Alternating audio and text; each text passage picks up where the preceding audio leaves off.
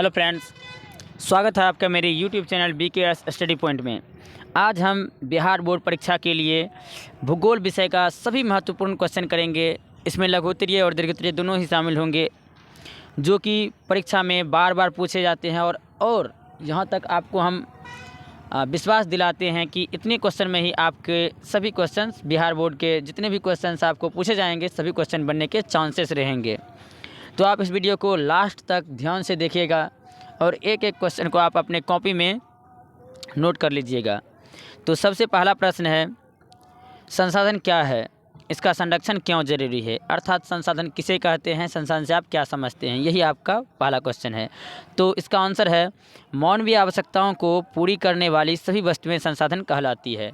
मनुष्य की जितनी भी आवश्यकताएं हैं उसको जो पूरा करने वाली वस्तुएं होती है उसी को हम क्या कहते हैं, संसाधन कहते हैं। जैसे मिट्टी हो गया, जल हो गया, हवा, पानी, वृक्ष, बालू, कलम, कॉपी इत्यादि, ये सभी क्या है, संसाधन है।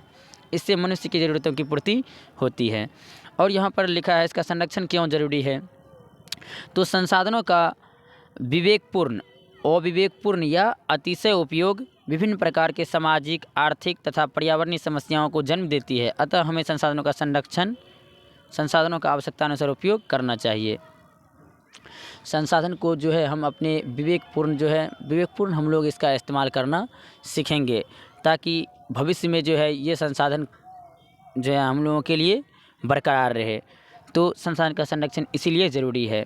उम्मीद है कि यह प्रश्न आपको समझ में आया होगा और इसका आंसर जो है आप अपने कॉपी में नोट करते रहिएगा।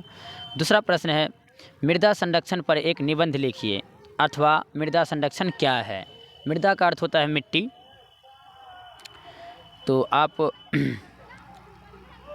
मृदा संरक्षण क्या है? तो मृदा अपरदन को रोकना मृदा संरक्षण कहलाता है। मृदा का जो अपरदन होता है, अपरदन का अर्थ होता है हटना, तो मृदा अपरदन को रोकना मृदा संरक्षण कहलाता है। मृदा संरक्षण के उपाय जो है यहाँ पर दिया गया है। पहला उपाय क्या है? अधिक से अधिक वृक्षारोपण करना। अधिक से अधिक वृक्ष लगाने से क्या होगा, वृक्ष के जड़ जो होते हैं मृदा को आपस में क्या होगा, पकड़े रहेंगे, ताकि इसका अपरदन न हो। तो इससे भी हम क्या कर सकते हैं, अधिक से अधिक वृक्ष लगाकर मृदा का संरक्षण कर सकते हैं। दूसरा है फसल चक्रण करना, अर्थात अलग अलग तरह के फसल लगाना। फसल चक्रण से भी क्या होता है, मृदा का संरक्षण होता है। यदि हम एक ही तरह के फसल बार बार अपने खेत में लगाते हैं तो क्या होता है, इससे मिट्टी की उर्वरा शक्ति खत्म हो जाती है। तो इसीलिए हम क्या करते हैं, फसल चक्रण करते हैं, अर्थात अलग अलग तरह के फसल लगाते हैं। इससे भी मृदा का संरक्षण होता है। अगला है दलहन एवं तिलहन फसल लगाना, जिससे नाइट्रोजन का स्थिरीकरण होता है। तो यानी कि मृदा का संरक्षण करने के लिए हम एक और उपाय ढूंढते हैं कि दलहन और तिलहन फसल लगाते हैं। आप लोग देखे होंगे कि बार बार जब किसी खेत में एक ही तरह के फसल लगाए जाते हैं तो मिट्टी की उर्वरा शक्ति खत्म हो जाती है। इसके लिए लोग क्या करते हैं, दलहन और तिलहन का फसल लगाते हैं। इससे होता क्या है, नाइट्रोजन का स्थिरीकरण होता है। तो आपको समझ में आ गया है कि हम क्या बोलना चाहते हैं। अगला है रसायन का उचित उपयोग करना। हम जो इतने खाद बीज का इस्तेमाल करते हैं, रासायनिक उर्वरक का इस्तेमाल करते हैं, उसके उपयोग को भी हम कम करके मृदा संरक्षण को हम रोक सकते हैं, मृदा के अपरदन को रोक सकते हैं, अर्थात मृदा का संरक्षण हम कर सकते हैं। अगला है बाढ़ का नियंत्रण करना। बाढ़ का नियंत्रण करके भी हम मृदा को संरक्षित कर सकते हैं। मान लीजिए अगर आपके गांव में बाढ़ आता है तो वहाँ का मृदा क्या हो जाता है, बताइए। तो वहाँ का मृदा क्या होता है, एक जगह से हट के दूसरे जगह चले जाते हैं, यानी कि मृदा का अपरदन हो जाता है। तो इससे हम क्या कहेंगे, बाढ़ का नियंत्रण करने से भी हम क्या कर सकते हैं, मृदा का संरक्षण कर सकते हैं। बाढ़ का नियंत्रण करने का मतलब है जहाँ से बाढ़ आता है वहाँ पर हम क्या करेंगे, एक मजबूत बांध का निर्माण करेंगे, ताकि बाढ़ आने के कम चांसेस हो। और अगला है नदियों के किनारे जहाँ मृदा का अपरदन अधिक होता है उस जगह पर अधिक से अधिक पेड़ पौधे लगाना। आप लोग जानते हैं कि नदी के किनारे मृदा का अपरदन ज़्यादा होता है, तो वहाँ पर क्या करेंगे, अधिक से अधिक वृक्ष लगाएंगे ताकि मृदा का अपरदन न हो। ठीक है, यह प्रश्न जो है दीर्घोत्तरीय प्रश्न में पूछा जाता है, याद रखिएगा इस क्वेश्चन को। अगला प्रश्न है, जल संरक्षण से आप क्या समझते हैं, इसके क्या उपाय हैं? जल संरक्षण यानी कि जल का आवश्यकतानुसार उपयोग एवं इसकी बर्बादी को कम करना जल संरक्षण कहलाता है। यानी कि जल का हम क्या करेंगे, आवश्यकतानुसार उपयोग करेंगे और इसकी बर्बादी को कम करेंगे, तो इसी को हम क्या कहेंगे, जल संरक्षण कहेंगे। और जल संरक्षण के उपाय क्या है, तो जल संरक्षण के यहाँ पर उपाय दिया है। जल संरक्षण के उपाय, पहला उपाय है जल को प्रदूषित होने से बचाना, पहला उपाय हुआ। और प्रदूषित जल को स्वच्छ कर उनका उपयोग करना। जो जल प्रदूषित हो जाता है, जैसे मान लीजिए आपके नाले का जल है, प्रदूषित जल है, तो उसका हम क्या करेंगे, सिंचाई में इस्तेमाल करेंगे। तो प्रदूषित जल को स्वच्छ कर उनका उपयोग करना या प्रदूषित जल को का किसी काम में लाना। अगला है वर्षा जल को संग्रहित कर उनका उपयोग सिंचाई के काम में लाना। वर्षा का जल जो होता है उसको हम किसी तालाब में इकट्ठे करके उसका क्या कर सकते हैं, इस्तेमाल हम सिंचाई में कर सकते हैं। इस तरह से जल का संरक्षण किया जा सकता है। अगला है सिंचाई तकनीक में ड्रिप तंत्र का इस्तेमाल करना। ड्रिप तंत्र आपको पता होगा, ड्रिप तंत्र एक तरह का सिंचाई करने का साधन है। तो सिंचाई तकनीक में क्या करेंगे, ड्रिप तंत्र का इस्तेमाल करेंगे। ड्रिप तंत्र होता क्या है, जैसे मान लीजिए आपको यहाँ पर वृक्ष लगा हुआ है, वृक्ष है इस तरह से एक लाइन में। तो ड्रिप तंत्र होता क्या है, एक तरह का पाइप होता है, पाइप होता है इस तरह से पाइप जाता है वृक्ष के नज़दीक से। तो वहाँ पर एक थोड़ा सा छेद होता है, यानी कि छिद्र होता है, जिससे कि पानी उसकी जड़ में जाता है, वृक्ष के जड़ में जाता है। इससे क्या होता है, पानी की खपत में कमी होती, मतलब खपत में कमी होती है। हाँ, तो इस तरह से हम जल का संरक्षण कर सकते हैं। अगला प्रश्न है भारत की नदियों के प्रदूषण के कारणों का वर्णन करें। दीर्घोत्तरीय प्रश्न है यह प्रश्न जो है दीर्घोत्तरीय है और परीक्षा में काफ़ी बार आया हुआ प्रश्न है। तो भारत की नदियों के प्रदूषण के कारण का वर्णन करें। भारत की नदियाँ किस तरह प्रदूषित हो रही है, तो भारत की नदियों के प्रदूषण के कारण निम्नलिखित कारण है, यहाँ पर दे सकते हैं। पहला कारण है नदियों के किनारे स्थित कल कारखाने से निकले अपशिष्ट पदार्थों को जल में प्रवाहित करने से, पहला कारण हुआ। नदी के किनारे जो कारखाना सब स्थापित होता है, उससे जो कूड़े कचरे निकलते हैं, अपशिष्ट पदार्थ निकलते हैं, उसको जो हम जल में प्रवाहित कर देते हैं, इससे भी क्या होता है, जल प्रदूषित होता है, भारत की नदियाँ प्रदूषित होती है। दूसरा है नगरों के मल मूत्र कूड़े कचरे को नालियों द्वारा नदी में प्रवाहित करने से। आप लोग जानते होंगे कि नगर में जो होते हैं नाले होते हैं, और नाले में जो कूड़े कचरे होते हैं उन सभी कूड़े कचरे को क्या किया जाता है, एक नदी में प्रवाहित कर दिया जाता है, जिससे कि नदियाँ प्रदूषित हो जाती हैं। तो यही सब कारण है प्रदूषण के। अगला है कृषि में प्रयुक्त रासायनिक खाद एवं कीटनाशकों का जल के माध्यम से नदियों में प्रवाहित होने से। कृषि कार्य में जो हम रासायनिक खाद का इस्तेमाल करते हैं, कीटनाशक का इस्तेमाल करते हैं, ये सभी क्या होते हैं, जल के माध्यम से नदी में प्रवाहित हो जाते हैं, इससे भी नदी का जल प्रदूषित होता है। और अगला है लोगों के दैनिक क्रियाकलापों जैसे नदियों में कपड़ा धोना, मवेशियों को स्नान करवाना इत्यादि से भी नदी का जल प्रदूषित होता है। तो भारत की नदियों के यही सब प्रदूषण के कारण हैं। इसको आप ध्यान से पढ़ के समझ सकते हैं। अगला प्रश्न है चिपको आंदोलन क्या है। चिपको आंदोलन वनों की कटाई को रोकने से, यहाँ पर देख लीजिए आप इसका चिपको आंदोलन क्या है। तो चिपको आंदोलन वनों की कटाई को रोकने से संबंधित आंदोलन है। इसमें लोग वृक्ष को चारों तरफ से घेर कर उसकी रक्षा करते थे। यह आंदोलन जो है 1972 ईस्वी में अनपढ़ जनजातियों द्वारा प्रारंभ किया गया था, चिपको आंदोलन। और चिपको आंदोलन के प्रणेता जो है सुंदरलाल बहुगुणा होते हैं। यहाँ पर आप लिख सकते हैं चिपको आंदोलन के प्रणेता सुंदरलाल बहुगुणा है। यह आंदोलन जो है उत्तर प्रदेश के टिहरी गढ़वाल जिले से प्रारंभ हुआ है। तो इतनी बात आप लिख सकते हैं, यहाँ पर और जोर करके लिख दीजिएगा। अगला प्रश्न है धात्विक खनिज और एवं अधात्विक खनिज में अंतर लिखें। तो धात्विक खनिज और अधात्विक खनिज में निम्नलिखित अंतर है। यहाँ पर आप एक इस तरह से आप इसके अंतर को लिखिएगा, इधर लिख दीजिएगा धात्विक खनिज, इधर लिख दीजिएगा अधात्विक खनिज, इस तरह से आप इसको लिखिएगा। यहाँ पर जो हमको टाइप करने में उस तरह से नहीं बना, इसीलिए हम इसी तरह से लिख दिए हैं।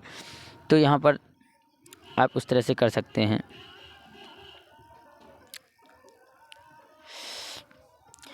तो पहला क्या है, धात्विक खनिज इधर है, अधात्विक खनिज किधर है भाई, अधात्विक खनिज यहाँ, अधात्विक खनिज, धात्विक खनिज और यहाँ है अधात्विक खनिज। धात्विक खनिज और अधात्विक खनिज में अंतर। पहला, धात्विक खनिज को गलाने पर धातु प्राप्त होता है, और जबकि अधात्विक खनिज को गलाने पर धातु प्राप्त नहीं होता है। यह कठोर होता है। धात्विक खनिज क्या होता है, कठोर होता है, और अधात्विक खनिज क्या होता है, भंगुर होता है।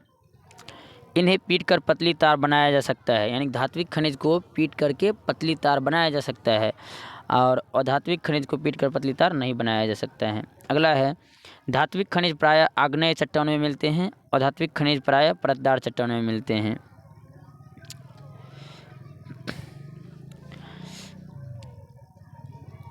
अगला प्रश्न देखते हैं।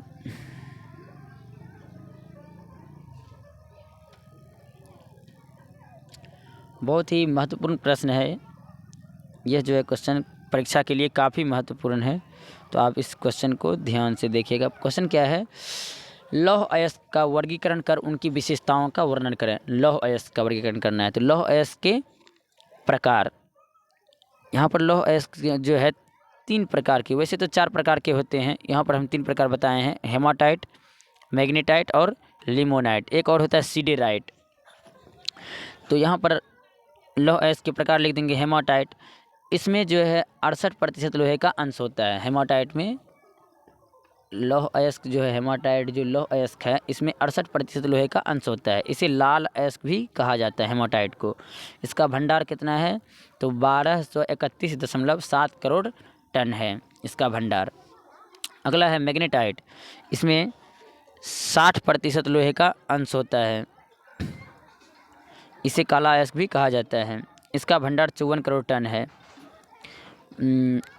अंतिम है लिमोनाइट, इसमें 40% लोहे का अंश होता है, इसे पीला अयस्क भी कहा जाता है। इसका भंडार अभी तक ज्ञात नहीं है। अगला प्रश्न है, खनिज क्या है, यह कितने प्रकार के होते हैं। तो उत्तर है, पृथ्वी की परत में विद्यमान धातु युक्त ठोस पदार्थ, यहाँ पर दोष लिखा गया है, यहाँ पर ठोस लिखा जाएगा, यहाँ पर आप ठोस कर दीजिएगा, ठोस।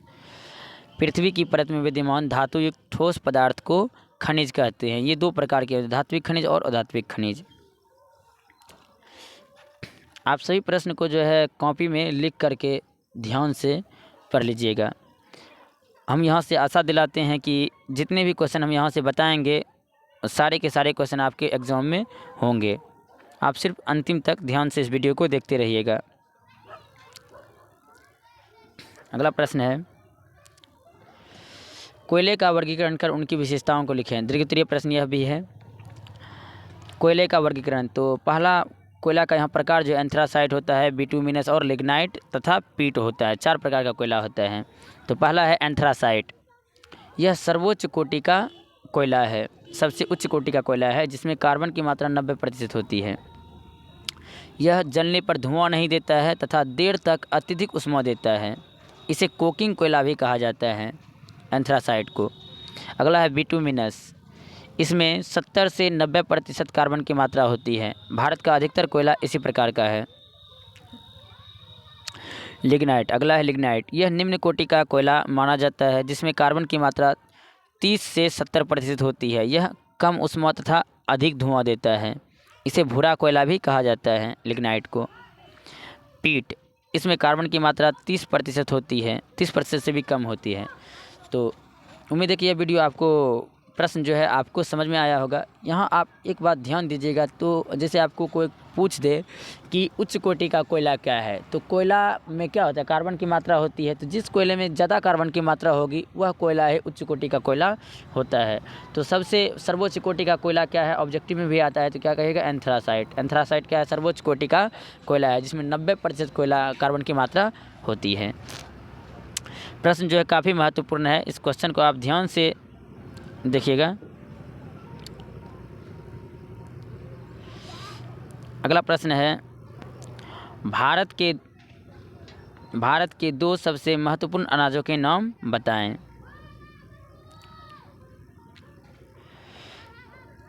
तो भारत के 2 सबसे महत्वपूर्ण अनाज के नाम क्या हो सकते हैं? तो आप बता सकते हैं यहाँ पर भारत के 2 सबसे महत्वपूर्ण अनाज हो गया आपको, सबसे पहले तो मक्का देंगे, उसके बाद क्या देंगे, गेहूँ देंगे। 2 महत्वपूर्ण अनाज मक्का और गेहूँ। अगला है भारत में कौन से 3 प्रमुख मोटे अनाज उगाए जाते हैं? तो मोटा अनाज का नाम क्या है? ज्वार, बाजरा, रागी मोटे अनाज का नाम है। अगला प्रश्न है भारत की नकदी फसलों के नाम बताएं। नकदी फसल आपको पता होगा, जिस फसल को बेचकर नकद पैसा प्राप्त किया जाता है उसे नकदी फसल कहते हैं। जैसे चाय हुआ, कॉफ़ी, रबर, केला, गन्ना, इस सब को हम क्या करते हैं, संरक्षित घर में अपने संरक्षित नहीं रखते हैं, डायरेक्ट उपजाते हैं और इसको तुरंत बेच करके पैसा प्राप्त कर लेते हैं। तो जिस फसल को बेचकर नकद पैसा प्राप्त किया जाता है उसे नकदी फसल कहते हैं, जैसे मैं आपको बता दिए।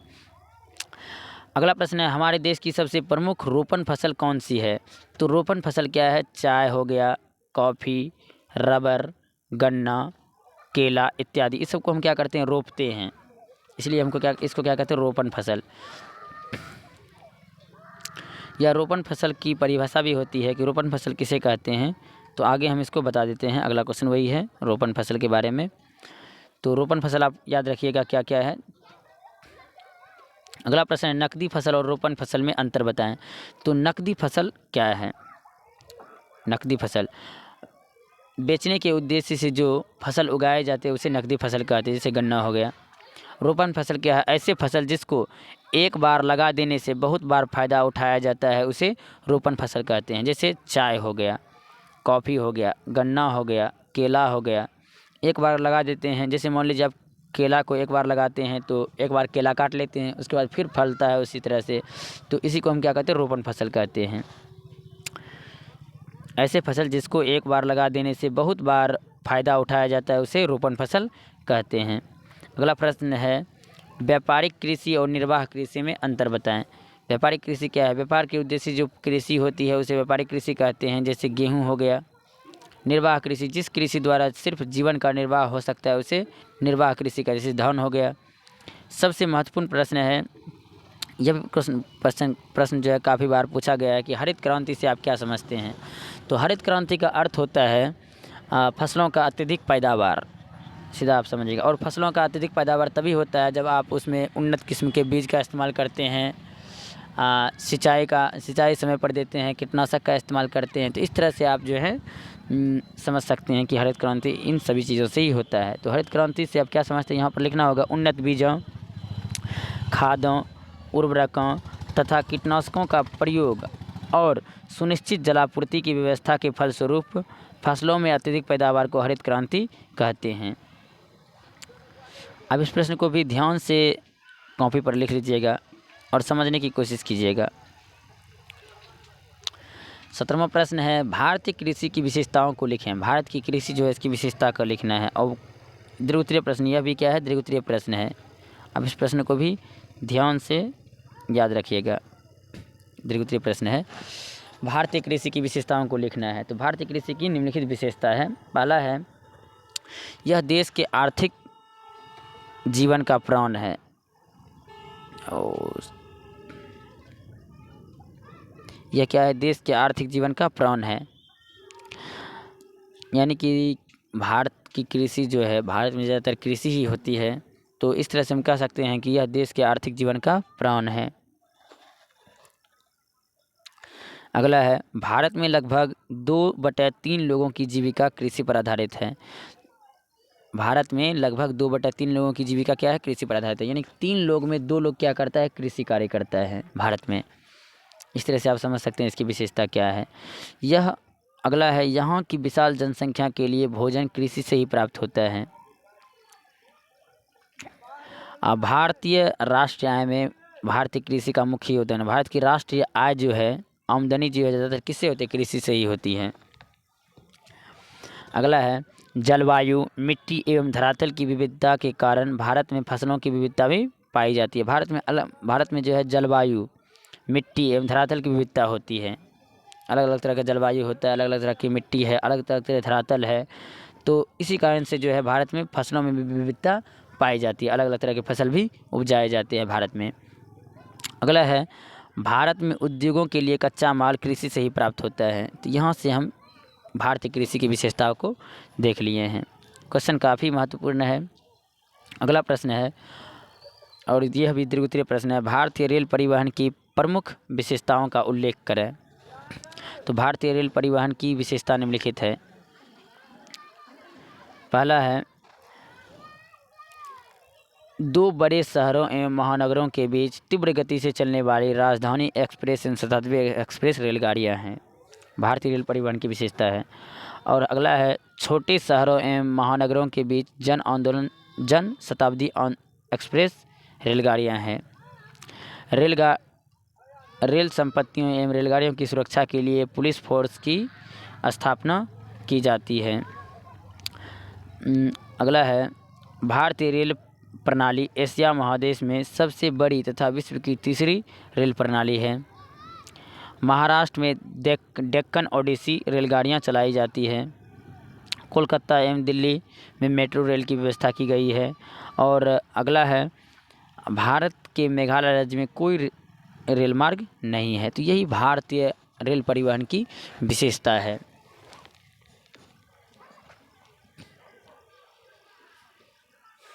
अगला प्रश्न है, कृषि बिहार की अर्थव्यवस्था की रीढ़ है कैसे। तो हम समझ सकते हैं, बिहार एक कृषि प्रधान राज्य है। यहाँ 80% आबादी कृषि पर निर्भर करता है। झारखंड के अलग हो जाने के बाद बिहार के लोगों के लिए कृषि का महत्व और अधिक बढ़ गया। पहले जो है झारखंड और बिहार एक ही में था, और जब से झारखंड और भारत बटा है तब से क्या है, अधिक से औद्योगिक क्षेत्र जो है झारखंड चले गए हैं। अब बाद बाकी जो क्षेत्र बचा वो बिहार में रह गए हैं। तो बिहार में मात्र कृषि ही होती है।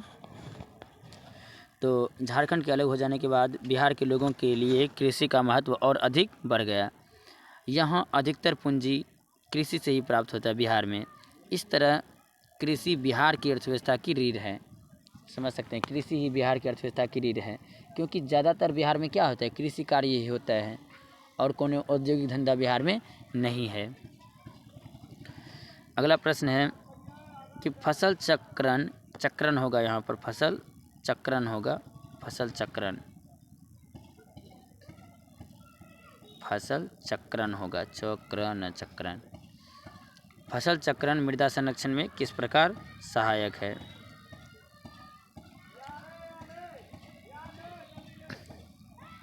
तो फसल चक्रण द्वारा मृदा के पोषणीय स्तर को बरकरार रखा जा सकता है। लगातार खेत में धान, मक्का, आलू, गेहूँ इत्यादि उपजाने से मृदा का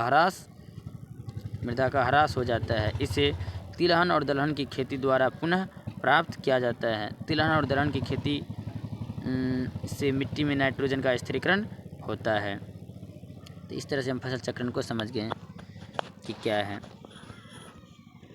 फसल चक्रण का सीधा अर्थ होता है अलग अलग तरह का फसल लगाना, और अलग अलग तरह का फसल लगाना, और हर एक फसल के बाद जो है दलहन और तिलहन का फसल लगाना। इसी को हम क्या कहते हैं, फसल चक्रण कहते हैं। दलहन और तिलहन का फसल लगाने से होता क्या है, मृदा में नाइट्रोजन की मात्रा बढ़ जाती है, और नाइट्रोजन जो है मृदा के लिए काफ़ी महत्वपूर्ण होता है, मिट्टी के लिए और मिट्टी में उपज के लिए। अगला है, प्राकृतिक संसाधनों का संरक्षण क्यों आवश्यक है। आप इस प्रश्न का अपने से भी आंसर दे सकते हैं, प्राकृतिक संसाधन का संरक्षण क्यों आवश्यक है।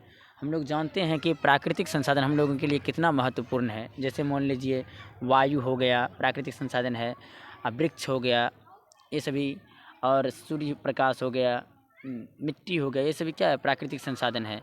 अगर मान लीजिए इसका हम संरक्षण नहीं करेंगे, जैसे कोयला हो गया, कोयला भी प्राकृतिक संसाधन ही है, कोयला हो गया, खनिज हो गया, जितने भी खनिज है सभी, ये सभी क्या है, प्राकृतिक संसाधन। यदि मान लीजिए आप इस सब का संरक्षण नहीं करेंगे और इसका ज़्यादातर उपयोग करेंगे, कोयला सब का अधिकतर उपयोग करेंगे, तो क्या होगा, इसका भंडार समाप्त हो जाएगा और भविष्य में इसकी कमी हो जाएगी। और कोयला सब को बनने में बहुत ज़्यादा समय लगता है, आपको पता होगा कि। तो इस तरह से हम समझ सकते हैं प्राकृतिक संसाधनों का संरक्षण क्यों जरूरी है। तो यहाँ पर लिखा क्या है, प्राकृतिक संसाधन हमारे जीवन के लिए बहुत उपयोगी है तथा इसका भंडार भी सीमित होता है। कुछ प्राकृतिक संसाधन का भंडार भी क्या होता है, सीमित होता है। यहाँ पर कुछ देना होगा तथा यहाँ पर लिखना होगा तथा कुछ वहाँ पर दे देना होगा तथा कुछ प्राकृतिक संसाधन तथा कुछ प्राकृतिक संसाधन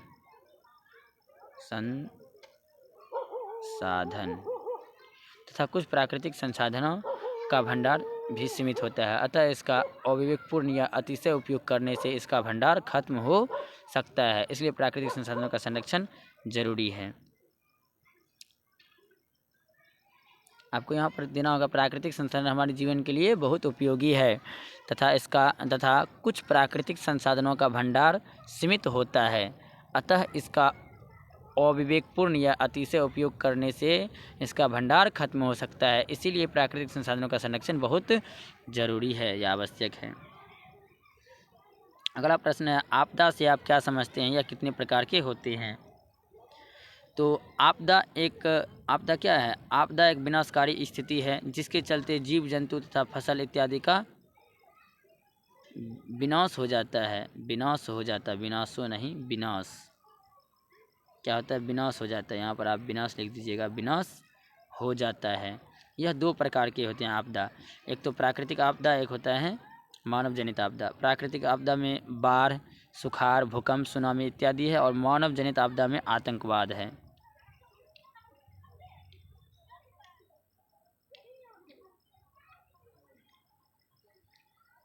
अगला प्रश्न है, भूकंप और सुनामी के बीच अंतर स्पष्ट करें।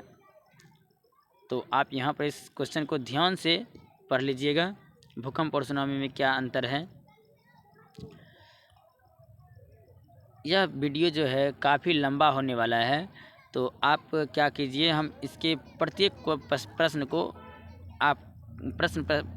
प्रश्न के आंसर को आप बढ़िया अच्छी तरह से देख लीजिए कि प्रश्न क्या है और इसके आंसर को आप ध्यान से लिख लीजिएगा। और अगर वीडियो आपको अच्छा लगे तो वीडियो को लाइक ज़रूर कर लीजिएगा। आपको यहाँ पर हम मोस्ट वीवीआई प्रश्न भी बताते चलते हैं। यहाँ पर जैसे बहुउद्देशीय परियोजना हो गया, मोस्ट वीवीआई प्रश्न है, 26 हो गया। इस तरह से सभी जो है इसमें प्रश्न जो हम दिए हैं सभी मोस्ट वीवीआई प्रश्न ही है। अगला है 28 का प्रश्न क्या है, नदी घाटी परियोजना क्या है, इसके उद्देश्य को लिखें। बहुत ही महत्वपूर्ण प्रश्न है और दीर्घ उत्तरीय में पूछा जाता है। और 29 का प्रश्न है कि वन्य जीवों के ह्रास के 4 कारण बताएं। काफ़ी महत्वपूर्ण प्रश्न है। आप इस प्रश्न को वैसे भी सोच करके लिख सकते थे। वनों के पर्यावरणीय महत्व को बताना है कि वन का पर्यावरणीय महत्व क्या है। आपको सभी प्रश्न के आंसर जो है सटीक लिखने की कोशिश किए हैं। आप इस प्रश्न को ध्यान से कॉपी में उतार लीजिएगा। यहाँ पर 31वां प्रश्न है कि इन सिटू प्रयास क्या है, और किधर चला गया यार, इन सिटू प्रयास क्या है? इन सिटू प्रयास क्या है? तो वन्य जीवों को उसके प्राकृतिक वातावरण में संरक्षित रखना। यहाँ उत्तर काट दीजिएगा, यहाँ जो हम लिखे हैं इसको आप काट दीजिएगा। उत्तर जो यहाँ से उत्तर कटेगा, उत्तर यहाँ पर नहीं होगा। संरक्षित रखना इन सिटू प्रयास कहलाता है। अगला प्रश्न है, इसी तरह से आप सभी प्रश्न को ध्यान से लिख दीजिएगा। सार्वजनिक तथा निजी उद्योग में अंतर बताएं। इसी तरह से लोहा एवं इस्पात उद्योग को आधारभूत उद्योग क्यों कहते हैं, अथवा लोहा एवं इस्पात उद्योग को उद्योग की जननी क्यों कहते हैं। और इसी तरह का प्रश्न है, वायु परिवहन की विशेषताओं को लिखें। काफ़ी महत्वपूर्ण प्रश्न है, इस चीज़ को आप समझ सकते हैं। अगला, उत्पत्ति के आधार पर संसाधन का कितने प्रकार हैं, जैव और अजैव। इस तरह से आप इसका आंसर समझ सकते हैं। और है उपयोगिता के आधार पर संसाधन का वर्गीकरण। तो उपयोगिता के आधार पर 2 प्रकार के, नवीकरणीय और अनवीकरणीय। और अगला है स्वामित्व के आधार पर। स्वामित्व के आधार पर संसाधन के कितने प्रकार होते हैं, 4 प्रकार हैं और चारों प्रकार का वर्णन भी यहाँ पर किया गया है।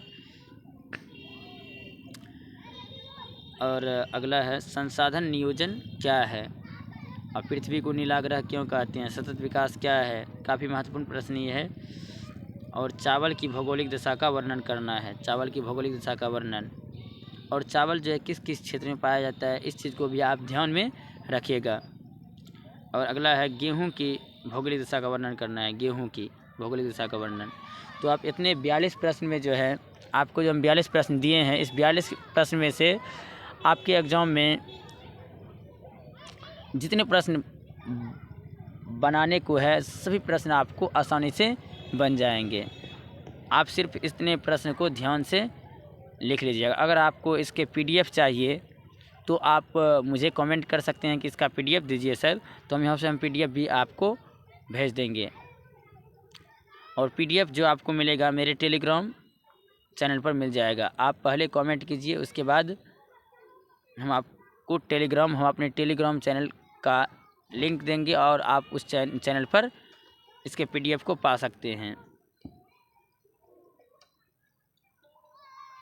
अगर आपको यह वीडियो अच्छा लगे तो इस वीडियो को आप अपने दोस्तों के साथ शेयर कर सकते हैं और वीडियो को लाइक कर दीजिएगा, तथा अगर आप इस चैनल पर नए हैं तो चैनल को सब्सक्राइब भी कर लीजिए, ताकि इस चैनल का भी ज़्यादातर ग्रो हो सके। हम इतना मेहनत क्यों करते हैं अपने चैनल को ग्रो करवाने के लिए, आपको कुछ सुविधा देने के लिए। तो आप मुझे भी